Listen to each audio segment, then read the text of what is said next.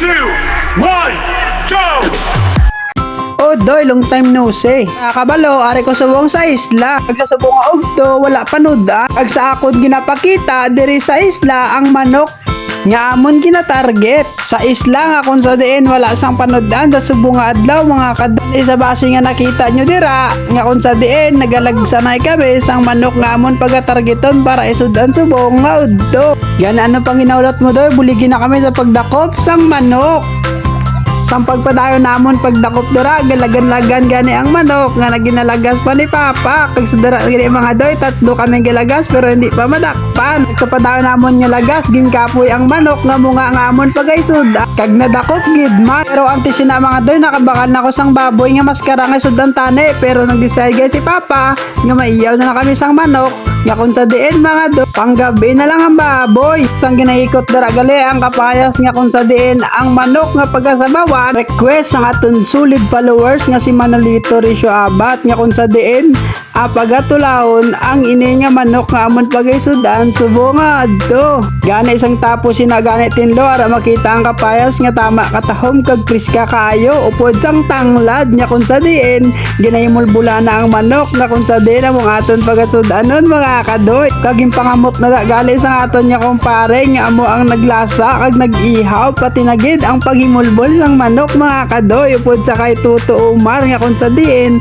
amo ang makasudan kag makatilaw sang aton linuto sini nga adlaw. Gani mga kadoy sa subo nga adlaw updin nyo kami sa pag-ihaw kapag luto pati nagid sa pagkaon sang sini nga manok nga aton pagambiton. Kag sa tapos sinagani mga kadoy makita nyo dira nga si Papa na nagalasa sang manok nga kung sa di amo ang aton lutoon sa sini nga udto mga kadoy.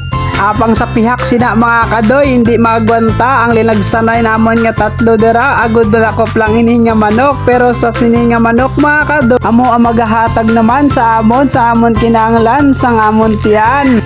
Gani ginsabay ko na dira gisaganang katumbal kag Bombay mga kadoy. Kag sang nagapanimaw ng Bombay mga kadoy ginunod ko na gani ang marinate nga manok kag upod sang tanglad nya kung sa diin mga kadoy maglapta ang damel ka tanglad sa sina nga karne sang manok mga kadoy. Kag abi namon gani gamay lang ang karne pero damo-damo gali mga kadoy ang karne sang manok nga amon ging ihaw.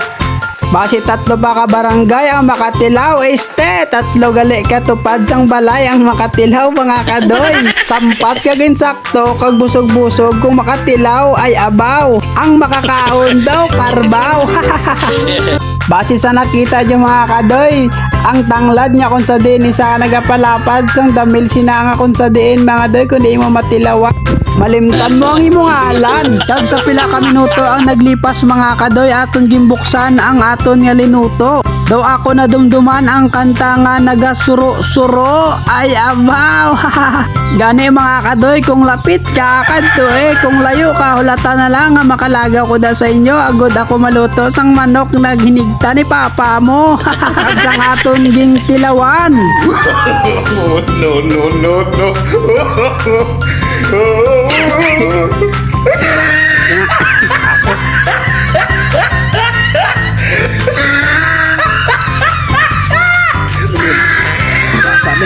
Perte nga tilaw ni Doy ginubo-ubo pa sakto lang ang perte kaarat masi madala pa man kung isamo mo sa kanon iste. So mga Doy aragali ang munga nga aton ginluto kagari na karon ang pagbag-o sang ginluto na siya. Gani mga Doy, thank you for watching. God bless.